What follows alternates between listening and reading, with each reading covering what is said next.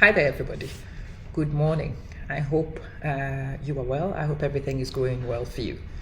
So you get to get a very quick glimpse from my office. I'm not in a classroom teaching, but I wanted to address a particular thing which I've had a lot of this week.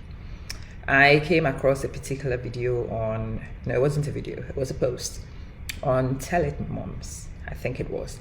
And this video, I'm doing in English because I want to hear everybody. I want everybody to get it. I want you to pass it on to people and to get as many people informed as possible. So one of my jobs, why I'm sat in this office, is because I'm a digital learning coach. I am somebody who is interested in digital learning. I believe children should have the opportunity to learn. They should be able to take advantage of the compensations that these technological tools bring. And absolutely, there is a lot of affordance.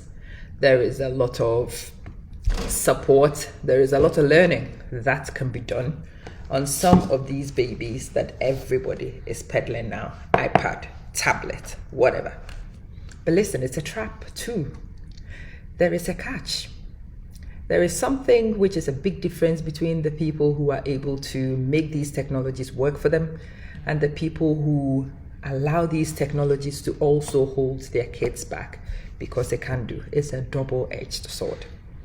On one edge, it can be a great addition to your child's learning arsenal. And on the other side, it can be a great distractor for your child. Let me tell you what the difference is. The decider between where it goes is parental supervision. Whether you talk to your children, whether you teach responsibility before you pass them the gadgets. What's your motivation for buying it for the child? There are many children, and I saw in the comments, many parents, my child started using it at 6 months. Do you know the research? A lot of your children don't speak. A lot of your children are poor communicators. A lot of your children don't meet their milestones because of the tablet you gave them at 6 months. Very true. I am doing a doctorate in this area. So I am not just speaking because I want to. This is what I'm employed to do. This is my office. It's within the library. Most people in school come here to see me about technology they want to implement. Which one is likely to bring us affordance, which one will be a hindrance. So it's an area I research, and I'm not joking.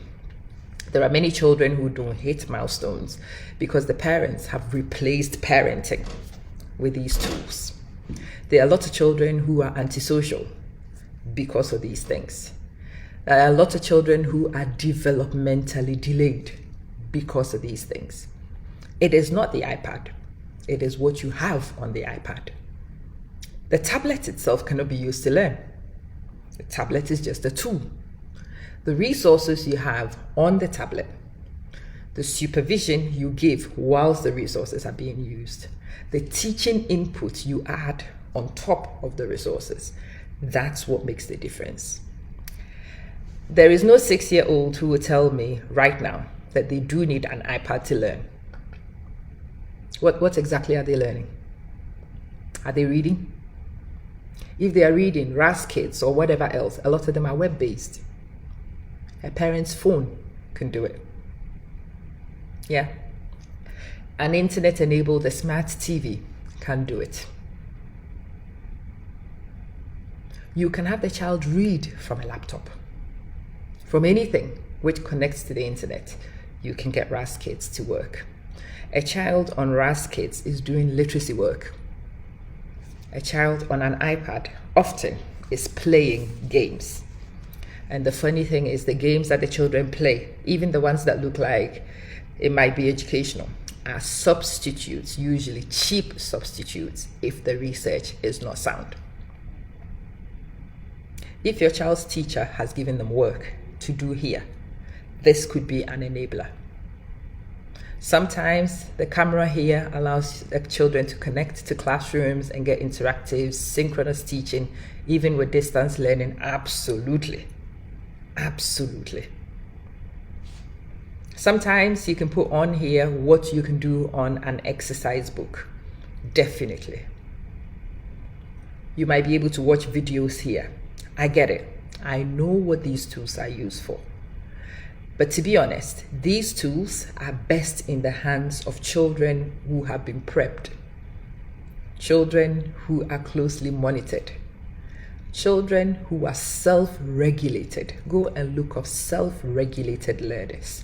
The children who are self-regulated, the ones who understand monitoring themselves, the ones who know this can be a hindrance, this can also be a progress accelerator, and make choices which allow them to accelerate progress, they grow. I refuse to listen and not comment on the fact that a 6-year-old refuses to learn because they haven't got an iPad. I get that all the time from my relatives and their children.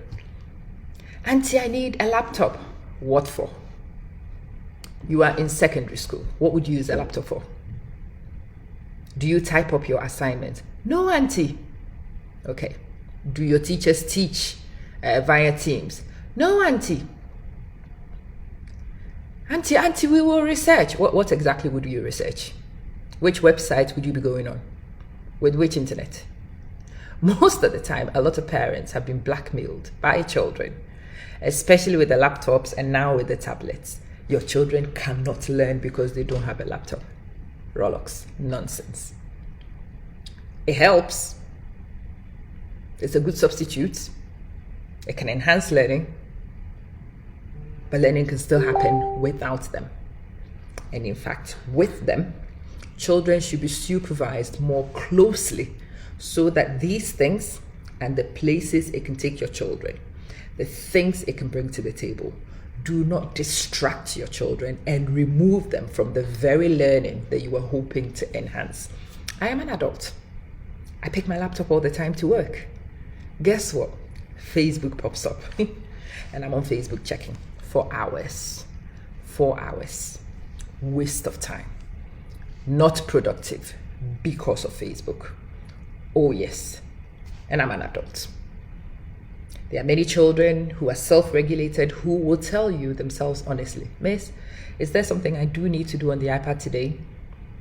Is there something on Nearpod we need to check out because I'm actually switching it off for a fixed amount of days because I've got work to do, I've got project to do.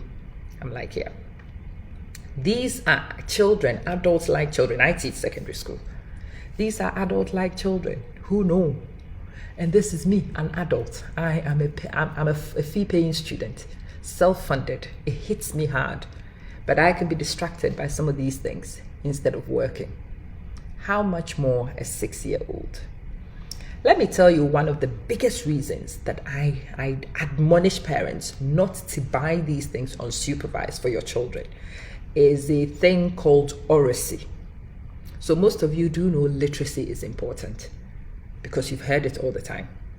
But an aspect of literacy which is not highlighted enough, that was my master's research. Again, I am not speaking out of ignorance.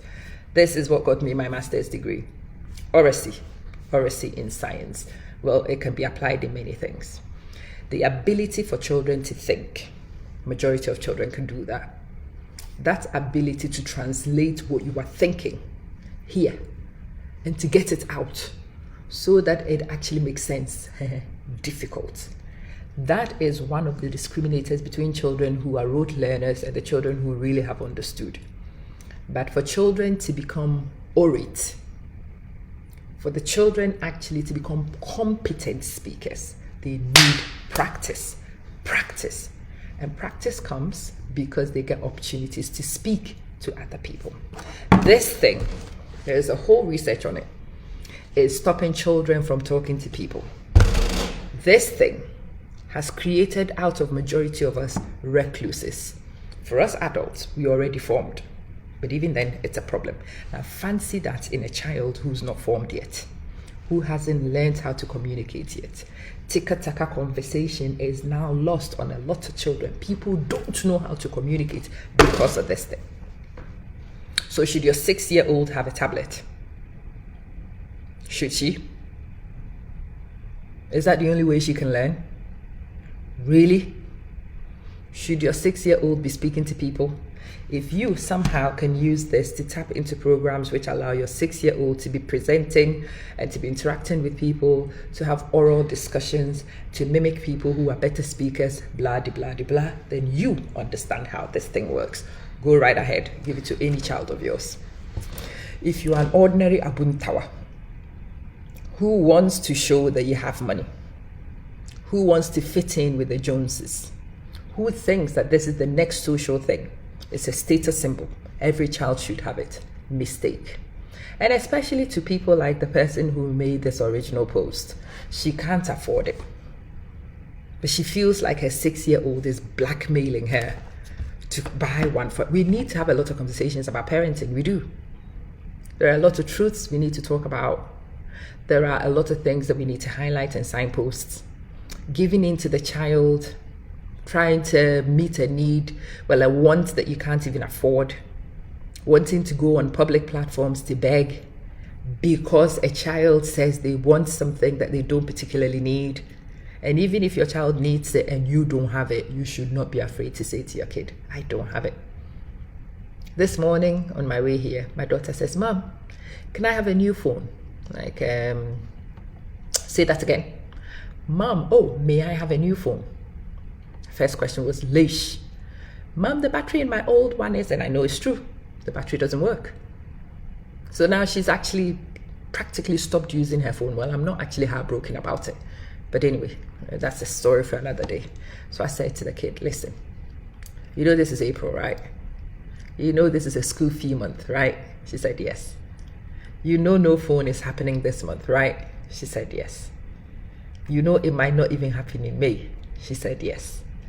I don't know when I can get a phone for you. She said, I know. But I'm just putting it out there so that you can add it to your plans, if you decide that it is worthy of consideration. And that's the kind of conversation you need to start getting the kids to. This one is almost 15. I have been banging on since she was born. Like most kids, she would throw a tantrum when she needed one. Well, mine has learned that I can throw a better tantrum. I am much better. It is much better for this daughter of mine to come to me in humility and negotiate. And when she negotiates, she knows that I will also present the truth, the true state of affairs to her. Now that we've got to a point where she appreciates where I'm coming from, a point where I can tell her what I can and cannot do, I cannot tell you how wonderful it feels. I cannot tell you how amazing it is that I can have a conversation with a child and tell the child exactly where things are. I can't afford it.